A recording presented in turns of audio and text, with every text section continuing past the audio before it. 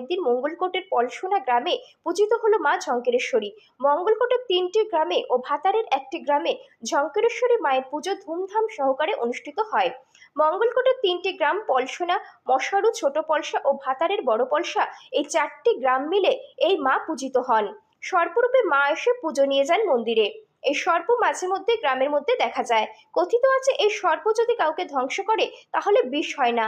বলাই বাহুল্য যে ব্যক্তিকে সর্প দংশন করেছে সে মায়ের পুকুরে স্নান করে মায়ের মন্দিরের মাটি লাগালে এবং পুজো দিলে তার কোনো কিছু ক্ষতি হয় না বলে জানালেন পুরোহিত। মন্দিরের পুরোহিত ও ভক্তরা কি বললেন তা আমরা শুনবো। প্রতিনিধি মৃত্যুঞ্জয় যশের রিপোর্ট, সুন্দর বাংলা নিউজ। সোনাগ্রাম ঝাংলাই পুজো আমাদের শাশুড়ি মাদের মুখে শুনেছি।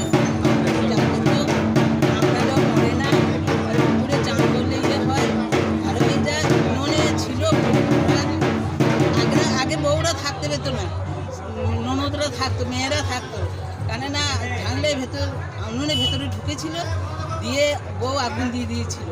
দিয়ে মেয়ে তখন তাড়াতাড়ি এসে দুধ আর গঙ্গা জল ঢেলে দিয়েছিল।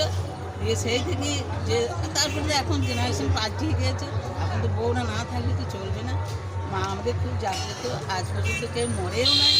আমরা 65 বছর এসেছি, এখন মায়ের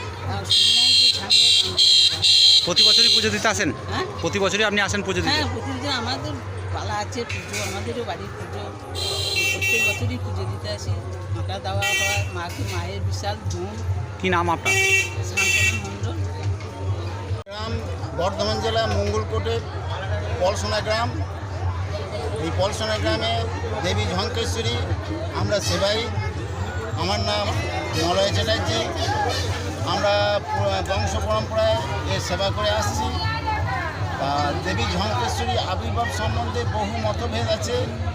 তা আমরা একটা মুসারু গ্রামে যে সেবাই ছিলেন মুরারি মোহন চক্রবর্তী, তার একটা পুস্তিকা থেকে জানতে পারি 909 বঙ্গাব্দে আমাদের গ্রামের পূর্ব দিকে আমাদের পলসোনা মৌজা খুনগড় নামক স্থানে তিনি প্রথম উপনীত হন।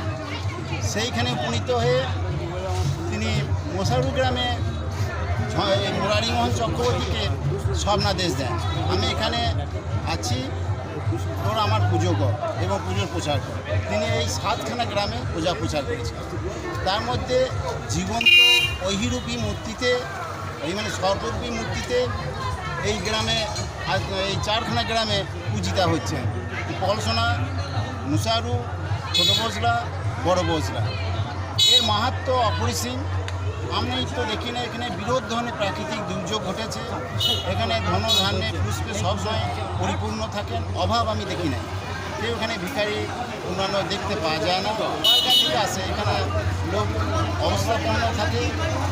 আর দেবী ঝঙ্কেশ্বরীকে দংশন করে ভুলবশত, তার কোনো বিষ হয় না। অথচ সর্ববিদরা বলেন যে বিষ আছে, কেউ বলেন এটা কোবরা জাতীয়, কৈটো জাতীয়। কিন্তু এখানে তারপর আমাদের কামড়িয়েছে। আমার দেখা কয়েকদিন আগেই এক ভদ্রলোক বললেন যে মুসারু গ্রামে কামড়েছে, ঠিকভাবে বেঁচে আছে। আমার বাড়িতে অনেকজনকে দংশন করিয়েছেন, তা তার কোনো কিছুই ঘটে না। বড় বেহুলা লক্ষিন্দারের যে ব্যাপারটা আসছে এখানে, সেখানে কি জড়িয়ে রয়েছে? এটা মনসা মঙ্গল কাব্যের যে বেহুলা লক্ষিন্দরকে যে দংশন করেছিলেন কালনাগিনী, সেই কালনাগিনী হচ্ছেন দেবী ঝঙ্কেশ্বরী।